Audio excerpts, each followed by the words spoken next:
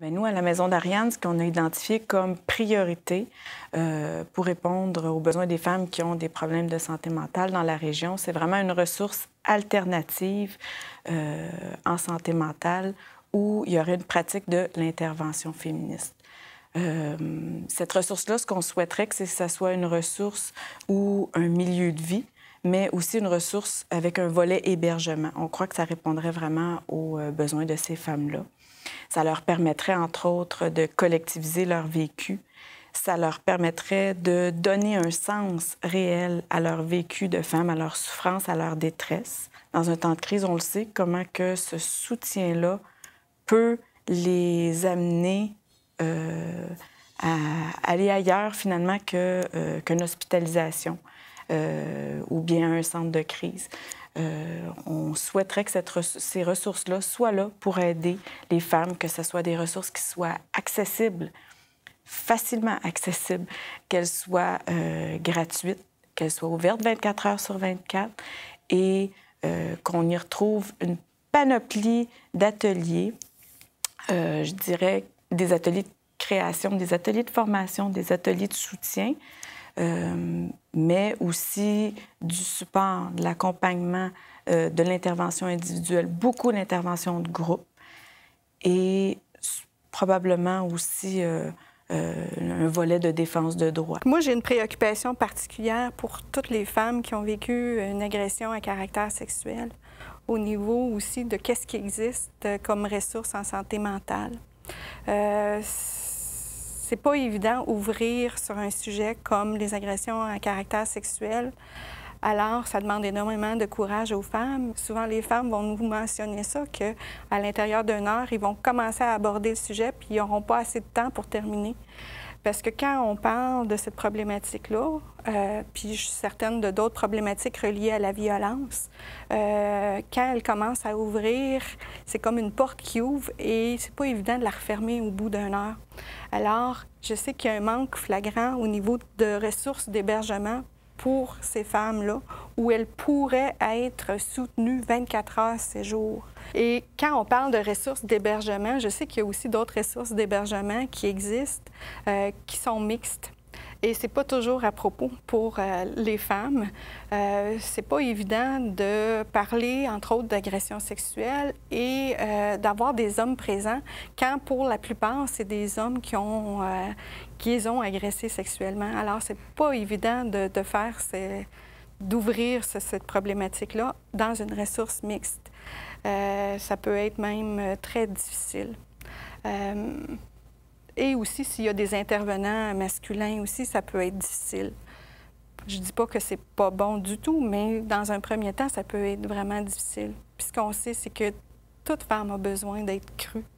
Hein? Toute femme a besoin d'être écoutée, d'être entendue dans ce qu'elle est, comme une personne entière et globale, en fin de compte. Là.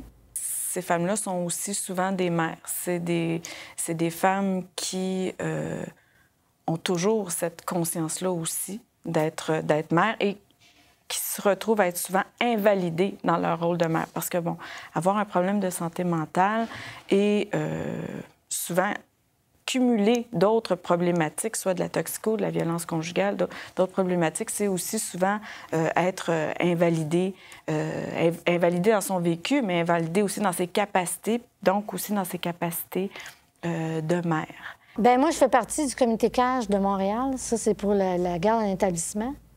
Puis nous autres, on essaie de trouver d'autres alternatives que seulement avec l'hôpital. On mentionne plusieurs affaires, mais la maison de crise, ça serait important aussi. Surtout dans Laurentides, il n'y en a seulement qu'une, il devrait en avoir plus. Que ce soit un milieu plus familial pour les gens, que c'est plus facile à vivre qu'à l'hôpital avec une jaquette. Tu sais, c'est pas évident. C'est très humiliant d'avoir une jaquette, là, puis tu te sens, là, vraiment humilié, là. Puis ça, c'est pour tout le monde. C'est pas rien que les personnes en santé mentale.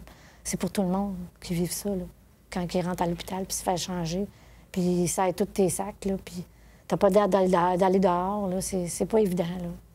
On est en Occident, là, mais il y a de la torture qui se fait ici. Moi, je peux le dire, là. Même la médication, là, ça fait comme la torture intérieure que ça paraît pas. Mais c'est affreux à vivre parce que tu te sens pas bien dans ton corps. Mais on peut s'en sortir de ça, parce que moi, je m'en suis sortie. Je suis rendue presque à 6 ans que je prends plus de médicaments. Puis j'en suis fière. Bon, c'est sûr que nous, l'organisme, on est en désaccord avec les électrochocs qui souvent sont donnés en bout de piste quand on ne trouve plus de solution pour la personne, quand des fois la médication n'a pas fonctionné, au lieu d'essayer d'ouvrir sur le autrement, ailleurs, autrement, on y va en bout de piste avec la barbarie, hein, parce que c'est très barbare, les électrochocs. Ce que je trouve dommage, c'est que les gens ont droit à l'information, hein, ont droit de savoir les effets secondaires de ce traitement-là. Et souvent, ce qu'on se rend compte, c'est que les gens n'ont pas toute l'information. Donc, à certains moments, vont adhérer à ce type de traitement-là et vont vivre des fois avec des conséquences assez désastreuses. Quand on rencontre des gens qui sont hospitalisés en psychiatrie et qui mentionnent que parce qu'ils ont osé revendiquer, osé ne pas être d'accord avec ce qui était proposé, avec les mesures qui étaient proposées ou le plan de soins qui était proposé, c'est que les gens, des fois, se retrouvent en contention et en isolement. S'il y en a qui ne sont pas familiers avec la contention et l'isolement, c'est d'être attaché à son lit, admettons, avec des courroies qui te permettent finalement d'être juste couché et pris sur le lit, admettons. C'est ça, la contention. Et à ce moment-là, on est un peu... on est très vulnérable, hein, parce qu'on ne peut rien faire.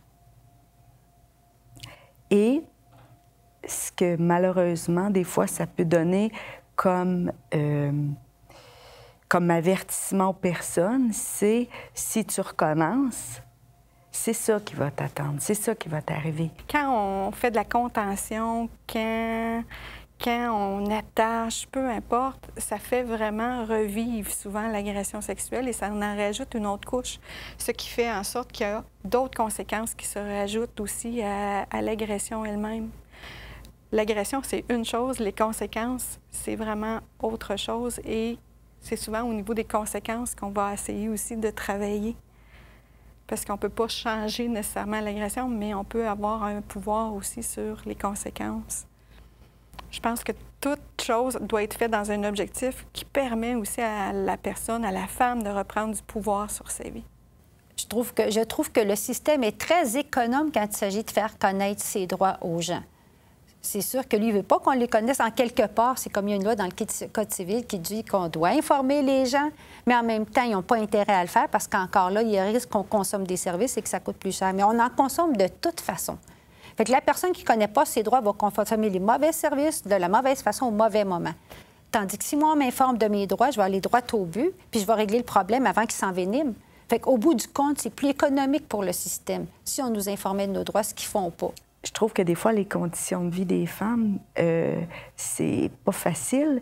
Puis si on pouvait agir directement sur la base, sur les besoins de base, c'est que ça changerait probablement la vie de plusieurs femmes, puis probablement que les problèmes de santé mentale seraient moins nombreux. Ce que je trouve très important aussi actuellement, c'est des logements sociaux. Parce que comment on peut remettre sur pied une personne s'il n'y a pas des éléments de base comme, entre autres, un logement, un endroit où il peut vivre, où il peut se ressourcer, où il peut se remettre sur ses deux pattes, se faire à manger, faire des activités qui sont importantes à tout le monde, dans le fond. Puis surtout les gens en santé mentale, ils ont besoin de... C'est ça, ils ont besoin de petits moments, de petits bonheurs, comme moi. Moi, c'est bien important pour moi d'avoir un endroit pour moi en ce moment. Actuellement, je pense que les choses qui m'intéressent le plus, et puis qui intéressent le plus probablement les autres aussi, c'est un logement social, c'est un emploi protégé, puis un bottin des ressources. Ça serait vraiment là, le summum, quoi. Puis je pense aussi quand on parle de santé mentale, ce qui est important d'aborder, c'est les déterminants sociaux. Quand je parlais de promotion, faire la promotion, la prévention en santé mentale, c'est surtout de l'aborder dans qu'est-ce qui nous maintient en santé mentale et non pas au moment où on a une maladie mentale, qu'est-ce qu'on peut faire pour améliorer la situation, mais l'aborder surtout dans je suis en santé mentale et comment je maintiens ça. Qu'est-ce que socialement on peut impliquer dans le réseau, dans les services communautaires pour maintenir les gens dans un niveau optimal de santé mentale. Et je pense que les déterminants sociaux sont fondamentaux là-dedans. Et on peut tout être touché par ce déséquilibre-là. C'est pas nécessairement juste une personne. Comme pour la problématique aussi des agressions sexuelles, on est toutes concernées en tant que femmes. Quand on sait qu'au niveau des statistiques, le risque qu'une femme vive une agression sexuelle dans sa vie est quand même assez élevé. Alors, on risque tout un jour ou un autre aussi d'avoir un problème de santé mentale. Tout ce qui a rapport avec la santé mentale, moi, j'aime pas ça. Puis sûrement d'autres personnes n'aiment pas ça. D'avoir un diagnostic, mais de dire que c'est des personnes qui ont été désorganisées plutôt que d'avoir eu un problème en santé mentale. Tout le monde vit la désorganisation. Fait que moi, je pense qu'on devrait dire ça plutôt. Puis ça arrive à tout le monde, que ce soit des personnes qui ont eu des problèmes en santé mentale ou non. On devient toutes désorganisées dans la vie. Pour moi, c'est important de dire des personnes qui ont été désorganisées. Mais ils peuvent se réorganiser. En ce qui concerne la santé mentale des femmes, ce qui me touche, ce que je voudrais qu'on retienne davantage, c'est que personne d'entre nous est à l'abri. Le fait de ne pas être à l'abri en fait pour moi un problème collectif et non pas individuel. Je pourrais l'expliquer simplement, juste le rythme de vie que toutes les femmes ont, la majorité, le travail, à concilier avec la famille, à concilier avec la vie trépidante, avec les exigences. Je pense que n'importe qui d'entre nous pourrait un jour ou l'autre avoir un problème de santé mentale. Donc, pour moi, c'est toutes les femmes. Il n'y a pas des femmes qui ont des troubles de santé mentale et les autres. Non. Moi aussi, je ne suis pas à l'abri.